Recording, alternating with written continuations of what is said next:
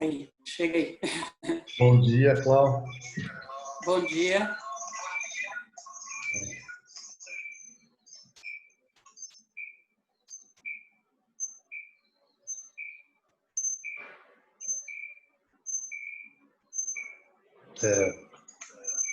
A Gran que acaba fazendo um barulho de eco, né? Sim, faz. Vamos ver o que a gente consegue. Hoje estamos tentando também transmitir direto no Facebook, né? Bom dia. Bom dia. Posso começar, então? Pode. Tá. Hoje, o que eu queria conversar, né, é sobre a doença. Mas pensando na doença, se ela, por exemplo, se existe uma classificação para a doença, e se a doença, como a gente tem que encarar ela? Como a gente deve pensar em termos da homeopatia? Bom dia, Cláudio. Esse tema é um tema importante para quem se trata com homeopatia, porque a gente já falou algumas vezes aqui que o objeto da homeopatia, da medicina, é tratar as doenças. E o que seria a doença, né? Então, é algo que altera o ente, algo próprio da pessoa que está alterado, causando sofrimento. Isso a gente chama de doença. Então, qualquer situação que tire a pessoa do seu estado habitual de equilíbrio, de normalidade, pode ser encarado como uma doença. Então, isso é diferente, por exemplo, do que a gente chama de enfermidades, que são enfraquecimentos. Por exemplo, eu usei muito a minha visão no computador e estou tendo que usar óculos. Isso é uma enfermidade. A doença já é quando eu desenvolvo um processo nos meus olhos, inflamatório, tem todo um substrato de reação que altera os meus olhos e pode receber um nome. Se recebe um nome, se é uma alteração que atinge o, o corpo de uma forma mais profunda, a gente já chama de moléstia. Então, normalmente, não tem, quem se trata não tem consigo essas diferenciações. Mas para a homeopatia é muito preciso, porque nós estamos falando do adoecimento crônico, da moléstia crônica, dessa alteração dinâmica. Nós não estamos falando do diagnóstico de doença, de moléstia. Por exemplo, sinusite é um diagnóstico de uma moléstia que atinge os seios da face, né, com inflamação e às vezes infecção. Então, isso é uma coisa objetiva. Então, para nós é importante, você falou de classificação, então existe uma classificação das moléstias, de tal forma a gente entenda os casos de doença que estão na nossa frente. Porque a homeopatia não vai tratar a moléstia, ela vai tratar a doença. Quem trata a moléstia é o organismo. O organismo faz a sua moléstia e o organismo se cura da sua moléstia. E a homeopatia trata esse substrato que evolui para essas formas de adoecer. Então, nós temos dentro... Aqui eu estou recebendo o Luiz Adamo, a Marlene, bom dia, né, que estão acompanhando a gente aqui ao vivo. Também estamos tentando agora pôr no Facebook ao vivo, né? Vamos ver se vai dar certo hoje, para mais pessoas poderem também encontrar essas reflexões. Então, por que é importante? Porque quando você vai no homeopata, ele está fazendo vários diagnósticos. Ele está fazendo um diagnóstico clínico, dentro desse diagnóstico clínico homeopático, ele está vendo o estado da energia vital, ele está vendo qual a possível moléstia que está por trás, ou seja, qual o diagnóstico, e está fazendo um diagnóstico homeopático, que é uma classificação que tipo de doença ele está tratando. A mais comum para a gente ver é, primeiro, se é uma doença realmente que está mobilizando toda a reação do organismo contra, ou é uma falsa doença. E a gente vai um dia falar só de falsa doença. Porque falsa doença hoje é muito importante, por exemplo, os problemas alimentares, as deficiências alimentares ou excessos, né? Por exemplo, a falta de ferro e o pessoal está com anemia. Então, basta eu corrigir a anemia. Ou, por exemplo, o uso de alguma substância, um creme com um monte de vitamina A, que daí começa a dar sintoma na menstruação da mulher, ela não sabe por quê, é o excesso de vitamina A. Só parar o creme vai curar. Então, é uma falsa doença. E as doenças verdadeiras, que são aquelas que persistem apesar do melhor regime, apesar do melhor hábito de vida, apesar do melhor tratamento. A gente tem que fazer um tratamento específico homeopático para a doença crônica. Então, a gente já de cara classifica assim: se é uma doença realmente verdadeira, que está mobilizando essa reação do organismo físico e energético, como ela é? Ela evolui agudo ou ela evolui crônico? Se ela é crônica, que tipo de doença ela é? Se ela é aguda, que tipo de doença é? Então, por exemplo, as epidemias são um tipo de doença aguda, coletiva, epidêmica. Então, o homeopata, ele já faz essa classificação, que ele fez toda foi o Hahnemann, que é o criador da homeopatia. Você já faz esse raciocínio, porque a partir desse raciocínio você já sabe que tipo de medicamento você vai utilizar. Então, ele tem uma razão prática, que é a gente individualiza os sintomas, mas também individualiza o caso através desses diagnósticos, porque para cada diagnóstico vai ter uma prática homeopática apropriada. Então, não é simplesmente dar o medicamento pela lei dos semelhantes, que isso já é muito bom, mas o Hahnemann deixou todo um esquema preparado para a gente realmente erradicar as doenças crônicas. Por isso que tem um engano muito comum com a homeopatia, quer dizer que a homeopatia demora. Porque eu comecei um tratamento homeopático, demorei 3 anos. Sim, porque muitas vezes, por exemplo, a pessoa tinha uma asma brônquica. Então, ela tinha uma doença crônica que evoluía de forma aguda, que a gente chama de caso agudo. Então, ela foi, no decorrer do tempo, tendo crises e tratando essas crises. Então, a gente não considera que ele está curado, né, quando ele para de ter as crises. A gente considera quando ele está curado, que a pessoa está curada, quando ela trata todas as suas tendências de adoecimento crônico, que isso daí é visível aos sintomas. Então, a gente, numa anamnese bem acurada, procurando isso, a gente vai lendo isso, né? E é importante por quê? Porque daí a pessoa não recai, ela consegue realmente eliminar aquela tendência de adoecer. Mas para isso ela tem que fazer um tratamento completo, não só cortar as crises. Por que cortar as crises? A alopatia também corta as crises com a bombinha. Só que logo a pessoa está tendo de novo. Não, o homeopata ele quer que o organismo cure e que ele não precise mais fazer essa reação para se equilibrar. Então esse é um outro fator. A doença é uma tentativa do organismo de se reequilibrar. A doença é própria do paciente, ela é importante porque ela surge como uma tentativa de reequilibrar. Um exemplo muito assim simples para a gente poder gravar é, por exemplo, um estado ideal onde a gente se alimenta dos alimentos apropriados para o corpo humano. Então, muito provavelmente a gente não vai precisar comer carne, porque a carne ela é agressiva para o corpo. A gente tem que ter todo um sistema para destruir a carne e poder aproveitar a parte nutritiva da carne.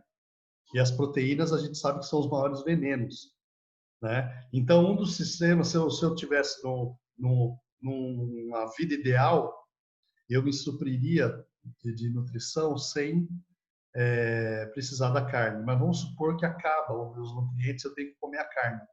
Então eu vou lá, como a carne, eu me nutro, mas meu corpo faz uma reação. Isso é a doença. Essa reação. Quando eu paro de comer, eu posso ou não restituir a minha saúde.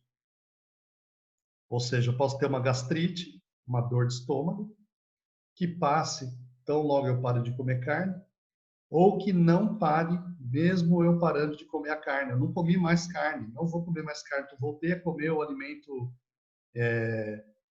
vegetal in natura e não adiantou.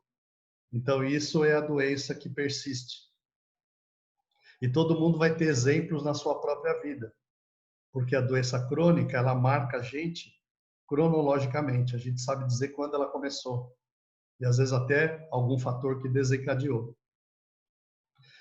Então, essa questão da doença, a diferenciação entre doença, afecção, né, enfermidade, moléstia, isso para a homeopatia é muito preciso. E às vezes é corriqueiramente usada como sinônimo por aí. O pessoal fala moléstia, doença, enfermidade, tudo para a mesma coisa, né? Então, para nós, a moléstia é um conjunto de alterações de caráter evolutivo que atinge o indivíduo que está reagindo a essas condições interiores e exteriores do meio contra as quais ele reage, né? Isso aí é o conceito de moléstia. Então, existe já a reação. E a doença? A doença é toda e qualquer alteração da energia vital. Então, por isso que a homeopatia, você chega na homeopatia, o médico quer saber tudo de você, porque ele quer saber toda a sua alteração da energia vital. Walter, e hoje em dia a gente ouve falar muito também de doença da alma, né? A homeopatia vê esse lado mais espiritual, né?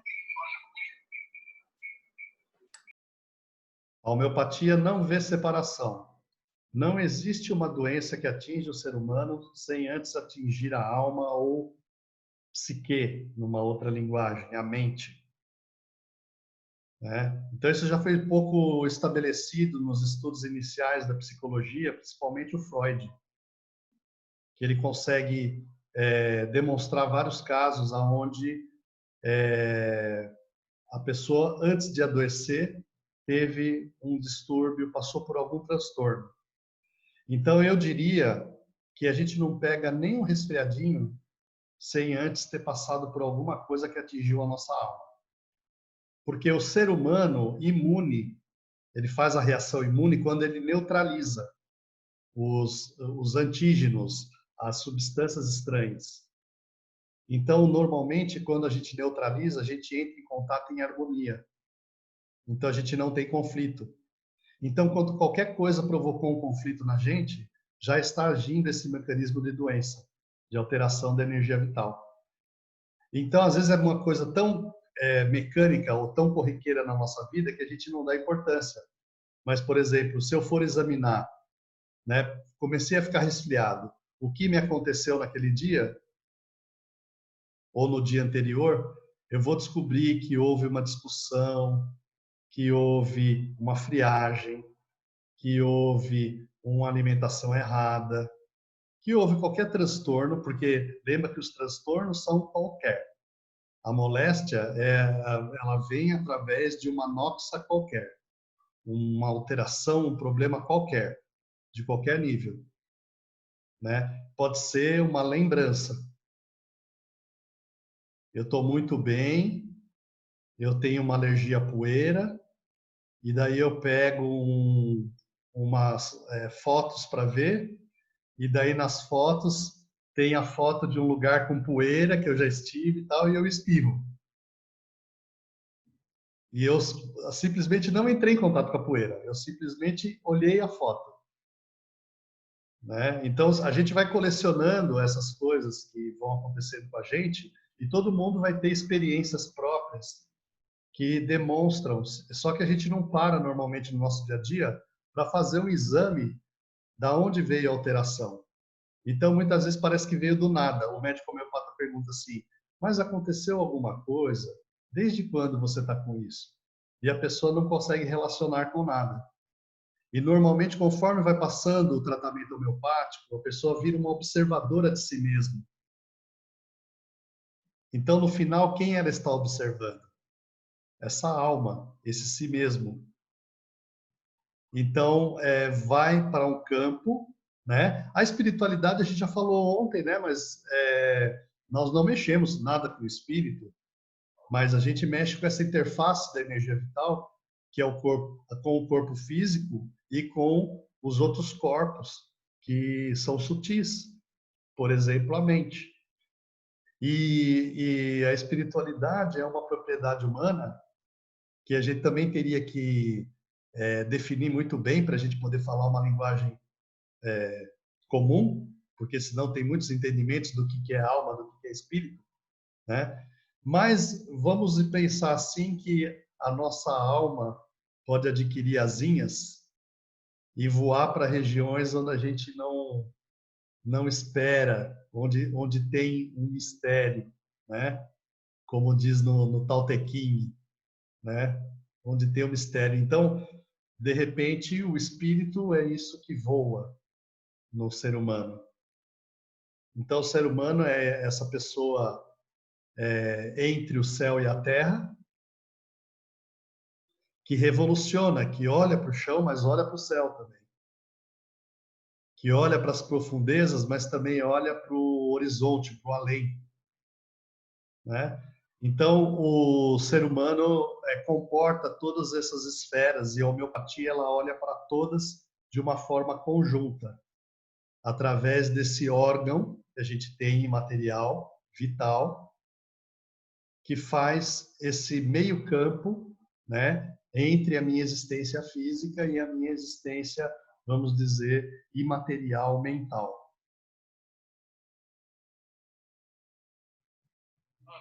Era que a Tana também entrou, né? Não vi todo mundo que entrou, mas bom dia, né?